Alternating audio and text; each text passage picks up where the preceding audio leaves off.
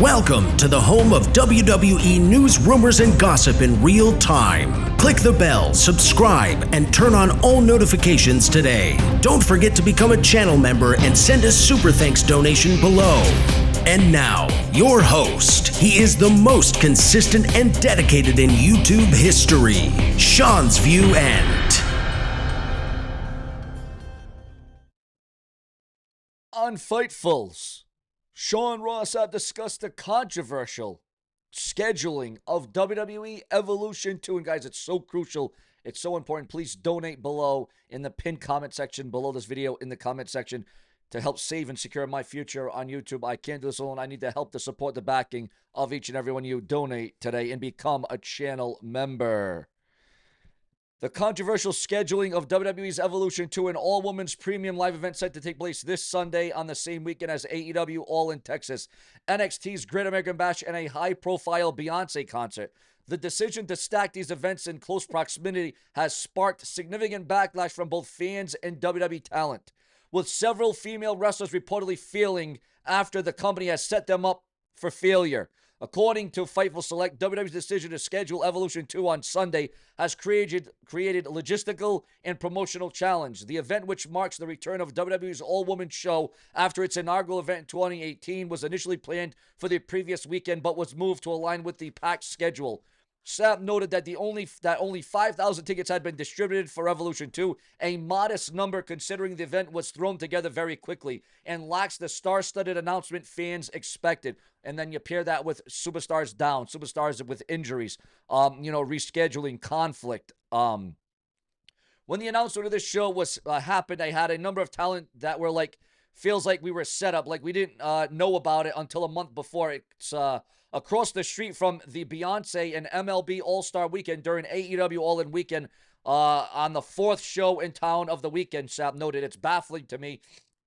And it's a whole lot of people in the company that felt like it was a here, damn, and here you go finally type of thing. The sentiment shows a broader frustration among some WWE women's talent who feel the event's timing and lack of preparation undermine its potential success. The proximity to Beyonce's concert in particular was seen as a logistical nightmare. It's very well questioned, the event, the timing. What does it matter when you're battling traffic against Beyonce? Gee, I don't know, man. While WWE's creative direction has improved significantly since Vince McMahon's departure, it's been noted that the handling of Evolution 2 has reignited concerns among talent. Some wrestlers expressed frustration over the lack of build-up and the rushed nature of the event's announcement. Not all women wanted an Evolution show. There certainly are some of them, but listen, there are some who high up on the card that's like before they added a last women's match to, I can't remember if it was Saudi or Saturday Night's Main Event, but none of them said to me, oh, do you think they'll have all the men come out and do a curtain call at the end of this all men's event? They're going to do like they had us do. The lack of a cohesive title program for stars like Io Sky, who has not had a significant title defense since WrestleMania 41, and the haphazard booking of the women's tag team tournament further fueled the frustrations. They had a team qualify on Friday for the tag team tournament or tag team title match, then put a team that lost on NXT in it, and then they had to put a team that just reformed in it. Sapp explained. They didn't even say it like they had explained it maybe, but they didn't. So as you can see, there's a lot of confliction. There's a lot of questioning. There's a lot of backlash. There was a lot of sentiments. There was a lot of opinions going into this Evolution 2 event. Your thoughts, your comments, and your opinions. There is a feeling that Goldberg, from industry insiders, there is a feeling that Goldberg defeating Gunther in 3 minutes would be great. Do you think it would be a good booking decision? Listen, if Goldberg defeated Brock Lesnar in, what was it, seconds or a minute or two at Survivor Series several years ago, 2016, I think it was. You can, in the comment section, you can correct me if I'm wrong, but I know Goldberg defeated Brock Lesnar very quickly, very suddenly, very shockingly. And Brock Lesnar is a lot better than Gunther. Let's get that straight right now. Brock Lesnar is light years ahead of Gunther in talent, in style, in charisma, in combat style. He is tougher. He looks better. But the fact of the matter is that if Goldberg can defeat Brock Lesnar that quickly, that fast, why not that happened to Gunther? Your thoughts, your comments, and your opinions on that. Also coming down the pike of Sean's View Entertainment, TNA's $10 million plans revealed. The wrestling world is plotting its next big move as it rides a wave of renewed interest and momentum. With fresh eyes on the brand thanks to its partnership with WWE NXT, TNA is preparing to level up its operations if it can lock down a new television agreement. The rights media deal will help us build a more consistent fan base with larger reach. It was also provided with the opportunity to go live 52 weeks a year in today's world that matters. Right now, live broadcasts of Impact Wrestling pull in roughly 100,000 viewers. While that's a respectable number for TNA's current distribution, Silva has his eyes on loftier goals. He believes it's entirely feasible for the show to attract anywhere from 250,000 to 500,000 viewers each week if they land on a network that reaches 40 to 50 million homes. And again, it all comes down to your thoughts, your comments, and your opinions. That is huge, that is major, and that is absolutely monumental. PAC's replacement for AEW All in Texas revealed online. Speaking about AEW and PAC, what did you think about last night's episode? What did you think about last night's edition of AEW? What did you think about the show, the pacing? What would you give an overall rating? What was your vibes? Did you even watch AEW last night presented? Remember, it was one of the final shows before their monumental pay-per-view this weekend. What did you think was the match of the night, the moment of the night, the angle of the night? What was the storyline of the night for AEW last night? And again, viewers, fans, and subscribers, of course, with Hulk Hogan, there's a lot of confliction. There's a lot of back and forth about him being brain dead, brain damage, irreversible brain damage, heart damage, even rumors of him dying, rumors of him close to death, him knocking on death's door, being just another victim.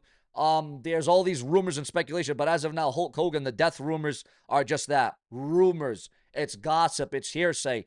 But there is a lot of different people saying that Hulk Hogan is not in good shape, that Hulk Hogan is in rough shape, that Hulk Hogan has been a lot better, and that Hulk Hogan may never be the same again. And even if he does come out of this, you won't be seeing him in the public anymore. You know, Hulk Hogan, he may, some people said, some have said brain dead. Some said he's in a vegetative state. Some say that Hulk Hogan may not be able to come back this.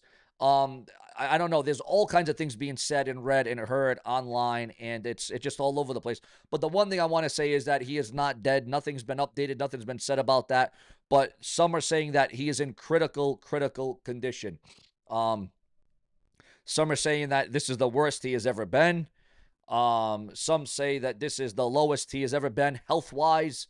And again, we don't know what to believe. We don't know what's going on. All we know is we're reporting to you, like I always do, the rumors, the headlines, the gossip, the speculation, the hearsay. And then, of course, we update you if there's any updates or challenges or debates or opinions. We update you on the latest, the greatest, the newest, the most definitive, the most defiant. But one thing is for certain, we have not seen or heard from Hulk Hogan in a long time.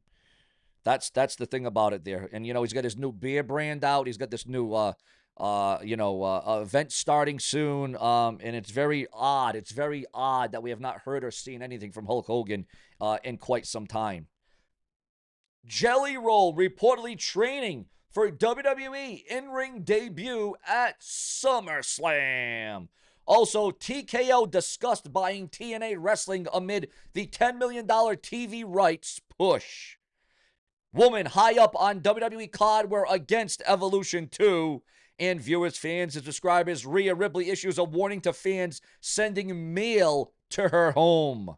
Nikki Bella gets real serious and real about struggles and why she returned to the WWE. Are you excited about the return of one Nikki Bella to the World Wrestling Entertainment? And did you think you would ever see something like this?